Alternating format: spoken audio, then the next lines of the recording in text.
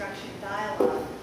To give you a little background, I started thinking about dialogue and how we can talk better to each other candidly after the last election, when apparently we lost the ability to talk with each other and started learning how to scream at each other. So I've been looking really hard for ways that we can all learn how to use our voices more effectively, one-on-one, or when you have groups that are in conflict with each other. Not necessarily to come to consensus, but just to get to a place where we're really listening and really being respectful of each other, because that's the first step towards any kind of movement forward. So I had the opportunity to go to the full 2-day training on reflective structured dialogue with Ray and some of her colleagues, and it's really amazing. It's also an intervention that was designed by social workers. It comes out of family therapy and mindfulness work, and it fits so well with our values and our code of ethics. So I really wanted Ray to have a chance to come and talk with you all and introduce you to this idea. So Ray is with Manning Institute and trains nationally in reflective structured dialogues and other forms of facilitation. Is in high demand, as you can imagine. And we're really fortunate that she gave us lunchtime today. So thanks so much for being here, Ray. So please for an invitation. Thank you. Hello everyone. I'm so glad to see so many of you here. This is probably the first time I've brought notes. So I need someone to kind of give me a signal to 55 and then I'll stop and I'm very comfortable with that. Okay, because that's how dialogue works. And if you can't hear me, wave at me and I'll speak louder. Does that work? Okay. So I'm Ray Rose. I'm on the faculty at the Fanning Institute. Anyone here familiar with Fanning? Public Service Outreach, Leadership Development.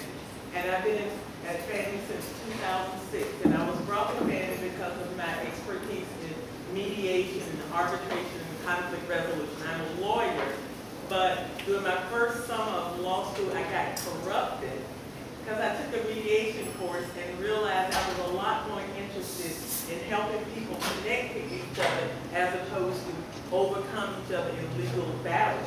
And I love lawyers and I have a deep appreciation for the work that lawyers do, but it's more aligned with my spirit to do healing work. So, as I said, mediation, arbitration, and reflective structured dialogue, and I took my first course in that process in 2007 when I was accidentally forced to work with a guy named Bob Saines because I had a workshop, Bob had a workshop, not enough people were there, so they forced us to come together, and it was actually a marriage made in heaven. So I want to tell you some of the incidents or events where I did either a dialogue or mediation, tell you a little bit about the process and how, as Eugene said, Anna Shai said, that it did evolve from social workers and just some of the most amazing people I've ever met in my life, and how they created this model, principles and practice of social work is just lyrical. So I hope that when I finish, you go, I don't know what she was saying, but it sure sounds like she loved this work. Or even better, I get it, and I'm interested, and I love her to come and talk about this. So, anyone here remember the big conflict with the Atlanta School Board several years ago? What was it about? I don't remember what it was about. Okay, big conflict, cheating, all kinds of everything. So I was the lead mediator in that conflict. Mediation is usually private. That was in front of cameras, TV cameras, and I'm on the front page of the Atlanta Constitution doing like this. Oh, Lord, what are we doing here? A few years ago, I did a dialogue around climate change with vulnerable populations. I had 45 scientists from all over the country, and included in the class was the queen of an island. And dialogue, and I'll tell you a lot more about the process. You really it's very structured, the type that I teach. In other words, if I say you have 2 minutes, after 2 minutes, that's it. And when I did that to the queen, she was like, what? But I was later told by her assistant that she had never seen her queen so engaged in a process as she was when there were limitations to her voice and power. She had to listen and she had to reflect like everyone else. I did dialogue training at a college in Texas where a black doll huge uproar. And this was many years ago, but as you know, we're seeing this in campuses all over the country. Lots of uproar, anger, frustration, craziness. Worked at NASA for a while when there was a drive to increase the number of women and people of color and in that organization. And the question was, how do we talk about this without stepping on people's toes? How do we have good communication? Anyone here know about the Blue and New here in Athens? That was one of my favorite experiences with reflective structure dialogue. 25 young people, including middle school students, came and took about 3 hours of dialogue training, and they were at the table, and their role was to structure the dialogue in law enforcement. And one of my favorite pictures, and I'll send it to maybe Rob and maybe you all can see it, is a kid about this high, and the police chief surrounded by adults and police officers, and the kid is holding up his phone because after the police chief speaks for 2 minutes, he has to say, that's it. And he talked about how nerve-wracking that was and how challenging that was, but also how he felt a real connection with the police chief here in Athens, and how the police chief talked also about feeling more and more connected to the communities, because no matter what side of the divide you're on, if you're at war with law enforcement, there's risk for all of us. I don't think there's any questions about that. So I often start my dialogue training with the question, how do you listen to someone who makes your ears bleed? Anybody have that experience like, oh my God, just stop, let me see. You're shredding my spirit, you're killing me with what you're saying. So what I did, I pulled some statements or events that I've looked at, because I'm kind of collecting opportunities for dialogue. So this came from a nurse, a book training people to be nurses. And it said, Hispanics may believe that pain is a form of punishment and that suffering must be endured if they are to enter heaven. Jews may be vocal and demanding of assistance. Native Americans may prefer to receive medication that have been blessed by a tribal shaman. Blacks often report higher pain intensity than other cultures, and Indians who follow Hindu practices believe that pain must be endured in preparation for a better life in the next cycle. So, anybody opinion about that? Anybody see any potential value there? No? No possibility of that having value? You do? Do you mind speaking on that a little bit? And if you speak real loud, I'm sorry. I think that it does have value because some of those things may have been told by that individual himself, and it's just displayed a different way because we are here. Okay, thank you. So, I can get offended, but I was saying, suppose there's some truth in that. How do we have conversations about things like that that allow us to hear each other, tone down our reactivity to be offended and hurt and angry, and say, how can we take this information and make it useful? Suppose there's some truth that blacks do report higher pain intensity. I want my doctor to know me and understand me, not stereotype, but how do we have those kinds of conversations so we can pull out what's useful and also give folks who put this book out an opportunity to hear how this might be offensive. It's a cooperative endeavor, I think. It's not necessarily us against them. How can we get the truth of this?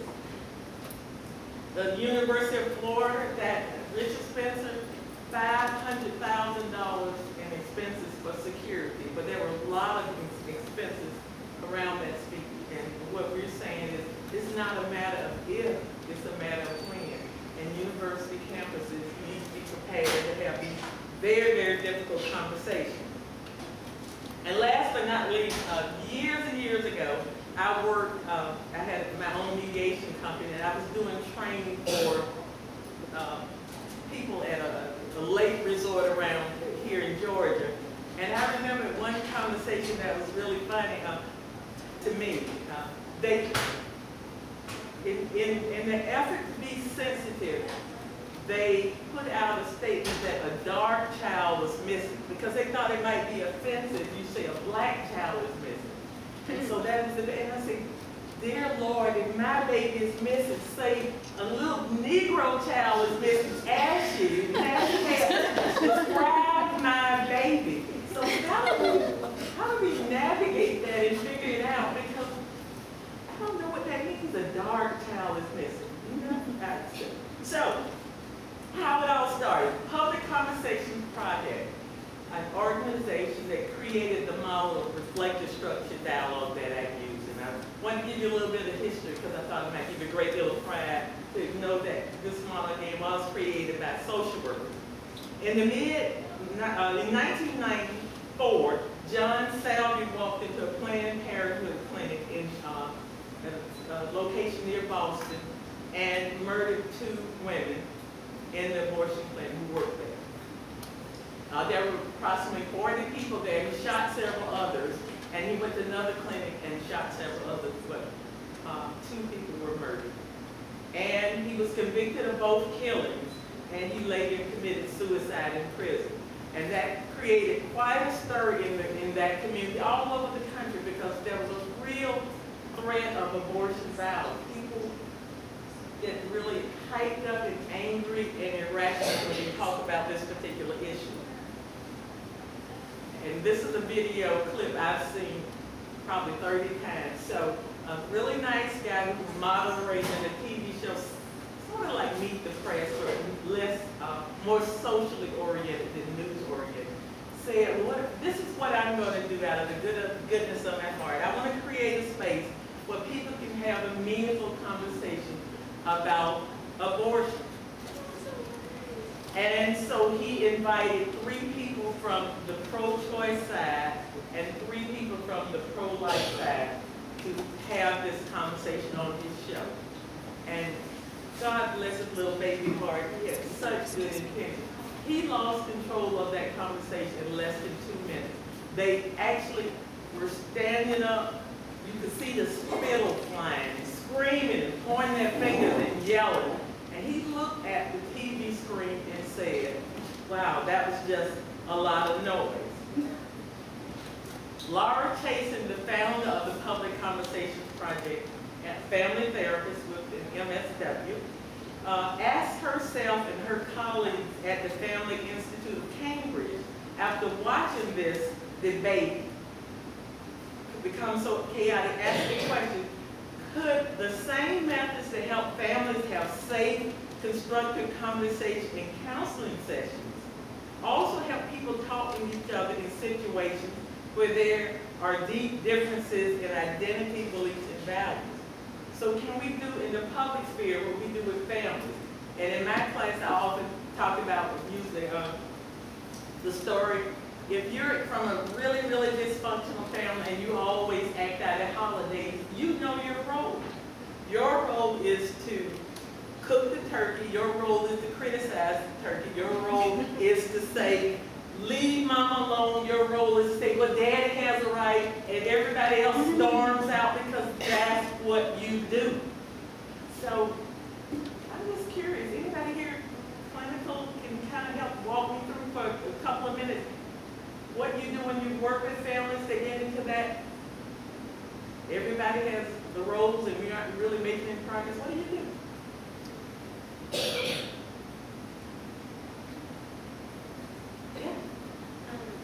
If you speak up. Oh, hi, okay. So it kind of reminds me of one of our classes we had yesterday, like direct, like individual direct family work. And it was talking about how, like, there are, like, roles that groups of people can start to play if something has been kind of normal. Like, they talk about certain stories or tell stories the same way. And our teacher mentioned, or professor said that it would be good to ask a question that kind of, I don't know, takes them out of that, like, normal, like, role playing. Like, ask a question that might, in essence, throw them off in a way, in a positive way. Okay. Perfect, thank you. There was another hand? Oh, I was just going to say, giving everybody an opportunity to say what they want to say constructively.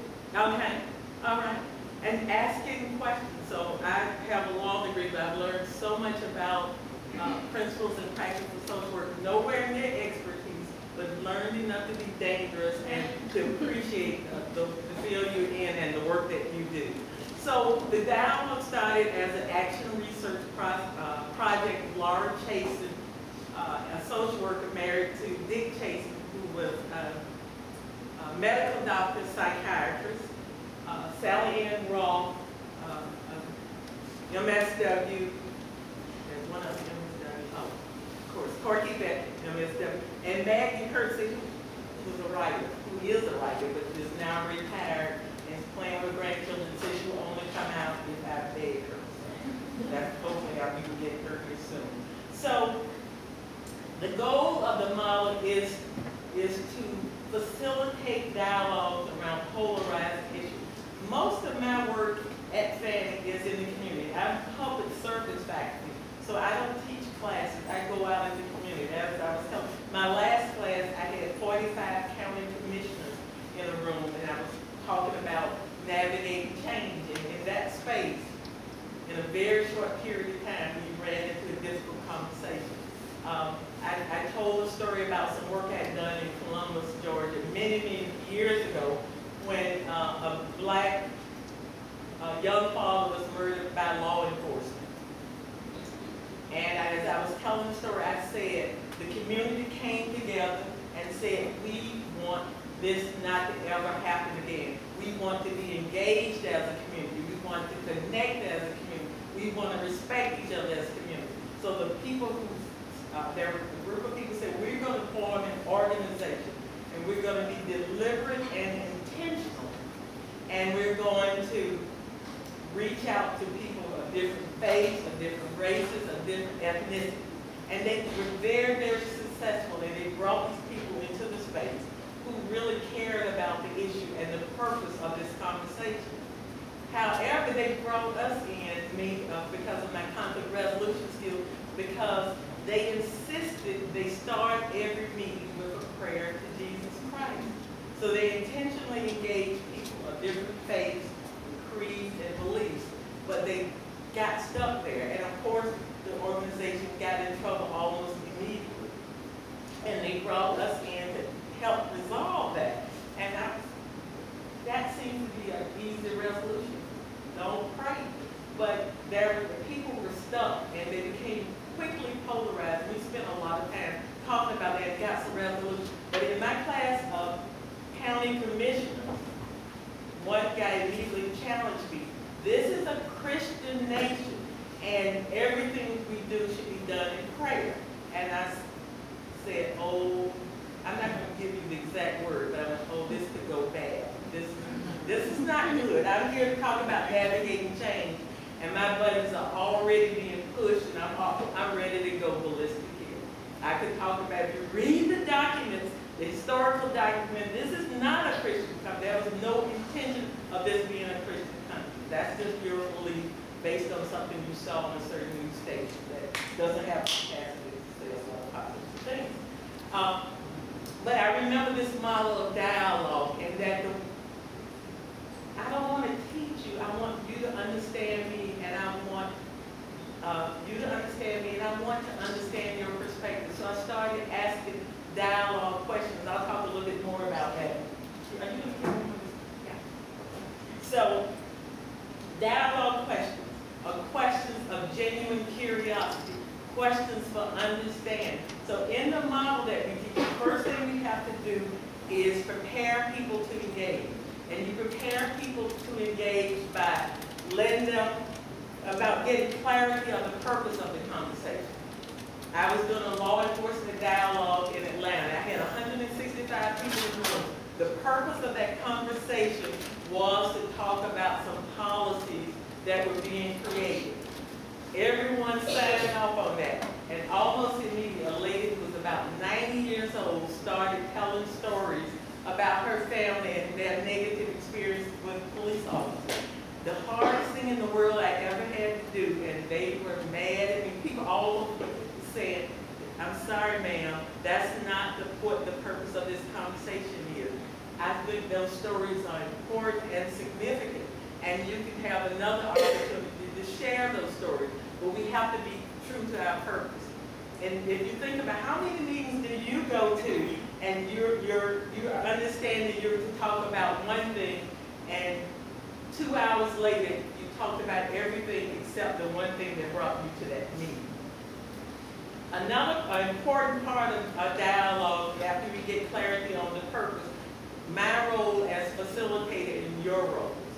And facilitators are neutral. I may have a lot of opinions about what we're talking about, but my role is to be neutral and to obey the rules, the ground rules we agree on. Now, I want to talk about some of the ground rules that we agree on, the structure of dialogue. One is about confidentiality, which can be very, very challenging. But if you're going to enter a space with someone who you really feel they are willing to annihilate you, or at least make your life unhappy, create a safe enough space is important. And I say safe enough intentionally because no one can guarantee a safe space. And I always tell people, take care of yourself, be mindful of it.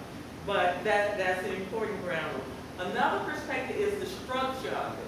And this is, I think, the most challenging part of it. In a reflective structured dialogue, I will say, I will ask a question, and you have 2 minutes to think about the question, and 2 minutes to answer the question. And after that 2 minutes is up, you are done. I had a mayor in a class I was teaching going, I'm a leader, I don't need, and I stopped and I said, you don't need to think before you speak. Guess what? In this space, because you have agreed to the rules, you are.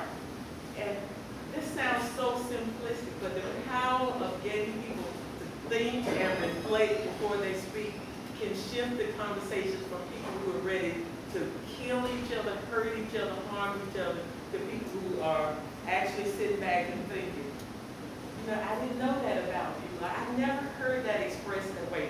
I still think you're wrong, but I see how you got there. And you are a human being and you have feelings, and you hear that type of reflection all the time. Another important part of it is the pause. After you speak, say you speak, the next person has to pause and breathe before speaking. Why do you think that might change the dynamics of the conversation around difficult and polarized issues? The pause. Yeah. It causes you not to react out of your immediate emotion. Say it again. I said it causes you to not react out of your immediate emotion. Exactly. Slows down reactivity. And when we debrief the dialogues, those little steps that we encourage people, take a deep breath, think, breathe. Because you said something that violates the core of my being. And before I jump on you and twist your head off and throw it down, I have a chance to breathe and reflect and go, okay, now it's my turn. The other rule that's really critical is no piggyback, which means you have your 2 minutes to speak. And when it's your turn, you can't say, like Jane said, no. I want everyone in the space is the first speaker. You speak from your heart and your experience, not from her heart and her experience. And that also changes the dynamics of the process. Yes. Thank you. All right, great. So I'm going to take a pause and respond to any questions, feedback, and we'll be done in 1 minute. So, some thoughts about this process? Yes. What do you do when you're in a group and a lot of people are just like stopping people and like jumping in and nobody's really following the rules? You don't know me. Because, yeah, people in a pure dialogue, and I'm going to differentiate, you stop that. You say, we have agreed, everyone here has agreed to these ground rules. So either we'll end the conversation or I'll take a step back and ask the group, how do you want to deal with these violations? And oftentimes the group will have solutions. I have escorted people out of the room and I have ended some conversations. But what I have committed to is a structure that allows you to speak from your heart about what's important to you. And that I take that commitment seriously. And if I can't keep that commitment, then we don't have this conversation. And a real dialogue genuinely lasts a couple of hours. But that's a really good question, and it's just not allowed. We've lost what we came for if we do Yes. Do you, like, it sounds like you've probably come into contact with this before, but have you ever had, is there more difficulty when you have people that speak different languages that you're trying to have a conversation between? Are you needing to use, like, interpreters that are then, like, if someone's speaking for 2 minutes, are you having, how does that work? How do you incorporate those things into that I conversation? have not done that, but the public conversation project does work internationally, and they do make allowances for that kind of thing. That's critical. Simultaneous translations, and I know Dave Joseph, who was here last time, they've done that. And so you make some adjustments. Yeah, it's very structured, but you also want it to work. So, you know, you wouldn't say, well, you can't do the translation in 2 minutes. It's out of rule, but again, you stick to the structure, but make the adjustments so that people still know that you're working to create the space that they wanted so they can speak to their needs and what's important to them.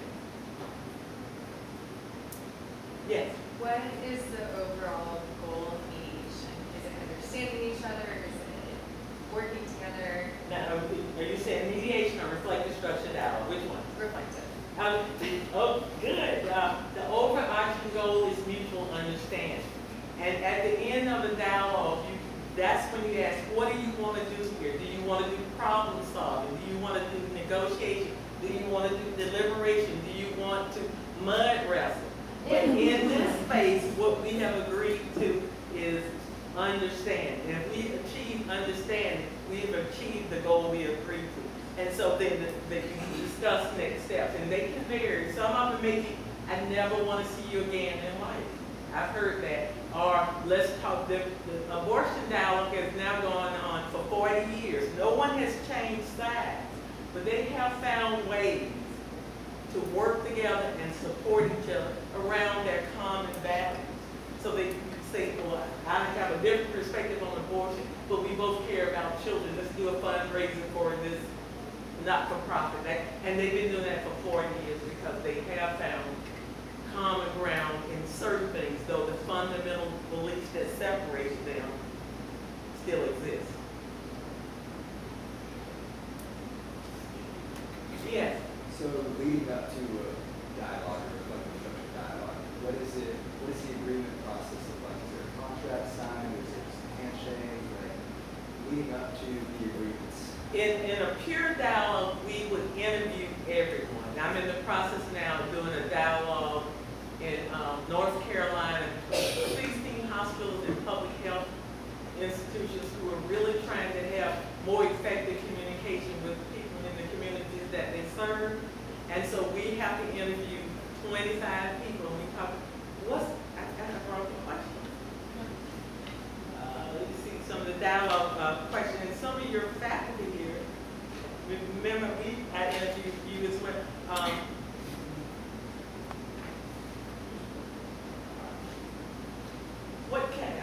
not located quick. What are the rules that you would need in order to be open and honest about what your concerns are? What do I need to know about your group? What do I need to know about the culture here in this community? Are there any particular things I need knowledge of so I can be most effective? What do you consider success? So the interviews can last anywhere from 10 minutes to an hour. But each and every person in that space will be interviewed. Now, for example, with the Blue and You, with the young kids, there were 165 people there. We had no idea who would be there, so we didn't get a chance to do the interview. But we spent a lot of time engaging people and instructing them and saying, in order for you to be in this space, we would like you to adhere to these ground rules. And if you don't, that's okay. We got chicken and ice cream going out there. Enjoy yourself. But in this space, you have agreed to adhere to the ground rules. And there was only one person who came late and did not know that I had to take her outside and encourage her to have some chicken. She just couldn't do it. She was angry. Did that answer your question? Sort of. What was that? Well, I mean, I guess leading up to it, you did answer. You interview a lot of people. And we make agreement. So everybody's in the room already knows what the agreement's going. Yes. And they can shift, you know, and we start out with a real tight structure, and once the voice is lowered, the shoulders relax, we can flex a little bit, and then someone calls someone a SOB, and then all of a sudden we pull the structure right back in. So there's a lot of, you know, back and forth, back and forth. So a dialogue may last 2 hours and never again, or it can go on for years. The one we're doing in Montana around guns is 10 years. And I imagine a lot of campuses, well, we have a dialogue from a lot of campuses. When I said we, the organization, Public Conversations Project, which is now Essential Project, do lots of dialogues around campuses. Interfaith dialogue all over the world, dialogues where there have been genocide. Rwanda, for example, Dave Joseph has been there over a period of time, and getting people to look each other in the eye and rehumanize each other. Yes. Do you find that this process works less with certain populations? For example, like if you're working with people in powerful positions. Speak up, I'm sorry. Like if you're working with people in powerful positions, do you find that it works differently? Well, people in powerful positions, but people who have nothing to lose can be just as challenging. I don't have, and that's a really good question, and I was talking about it yesterday, something we need to look at.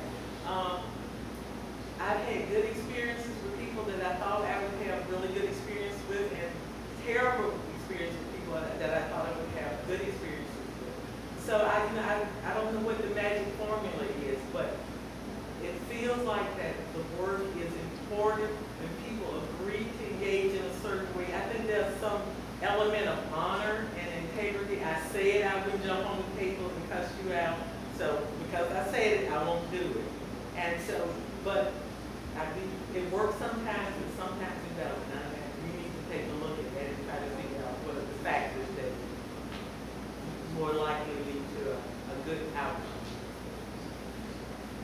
Yes. I was wondering if there's any way that we could get like it doesn't have to be an exact copy of your notes or anything, but just like to kind of review on our own, like what you talked about today, or like, I guess we could look up companions for 2 weeks. No, I'll send you something. Yeah, I'll be happy to do it. Thank So you. I don't, Send it to me and I'll put it out on the listservs. And could you put the website for the partnership? Essential Partners. That's it. Yeah. If you put if that go on the online email to too. Essential Partners, you'll get a lot of the information. Thank you. And you can always call me. Just tell me who you are and I'll be nice. Any other questions? Yes. One, I'm curious as to how you even get people from such polarized parties to even sit down and consider having these really difficult dialogues before you even get to interview them. How do you convince them to be interviewed? Well, I love that question. We don't, there has to be someone, we call them conveners, who see a benefit in bringing people together. If, Dave talks about the dialogue he did between people who were restrained when they were in what we call mental hospital and the people responsible for that. Well, at some point, they had some policy discussions and someone said, in order to make good policies, we need to hear all the perspectives. So someone took ownership of that. With me, when people said we want our community to have better relationships with the police, well, a faculty member here, a fraternity here, they took ownership of it and they brought in the play. So it happens, but oftentimes people have to ask the question, am I at a point where I will have something to lose if I don't engage in this conversation? Is there a threat? Can we continue as we are? And if the answer is we got to do something, then people may be willing to risk. And oftentimes when they hear, it's a voluntary process, you can pass. A lot of people say, how would you come to a space if you want to talk? The pass gives you an element of safety. And my experience is when people know they can pass, they're more likely to engage than people who are saying, you have to speak. There's no opportunity for you to say, well, maybe I'll miss this. So, yes. This kind of connects to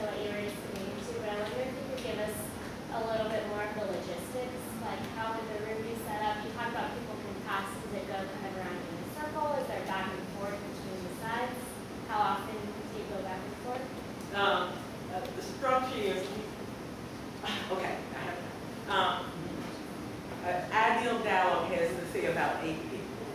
So I've done some with over 100 in the room, and there are people at, 8 people at a table. You would go first, you would go next, after you pause, and you would decide if you wanted to speak for 2 minutes of time, so we go around. We generally start out with 3 questions, and they are very structured and very powerful questions. And I'll, send you information about how those questions are structured. And then we go around, and then at the end, as I said, it usually takes a couple hours, and then we decide what do we want to do next. But usually in a circle, some folk, Dave freaks out when I use a table, but I love tables. But yeah, that kind of environment. Am I missing anything, Lee, in terms of you all? Yeah, kind of. I think the breathing is really important. There's this amazing rhythm. I speak for 2 minutes, we turn to the next person. You have to breathe twice before you start to talk. And the reflective time where you're writing first, all that space seems to be tremendously important in getting you centered so that when you speak, you're more authentic. And I was talking to Sally Ann Roth, and she is so fabulous. And she's quoting how, the history of family therapy in the context of social work, and quoting all these great people. I said, look, just send me a list of folks. I'll send it to the folk here at your school. I'm too old to learn too much new, all these theories, but it was just so brilliant how you evolved from family therapy and the way of thinking about reflection and pausing and thinking. How do you ask questions, and how do you help people engage with each other in different ways when oftentimes they've been very angry at each other, hurt by each other, and it works. I've seen it just change the dynamics of the room, and people connect with each other and hear each other in ways that they haven't over a period of time. So it's a very powerful model. Any other questions?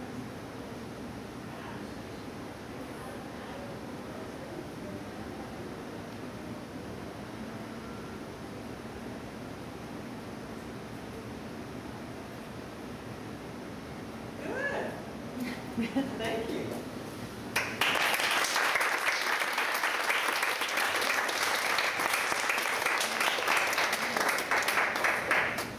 Thank you, Ray. And whenever I get information from her, I'll send it out to y'all and all your colleagues.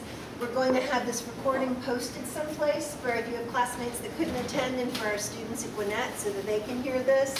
And take cookies to your next class, please.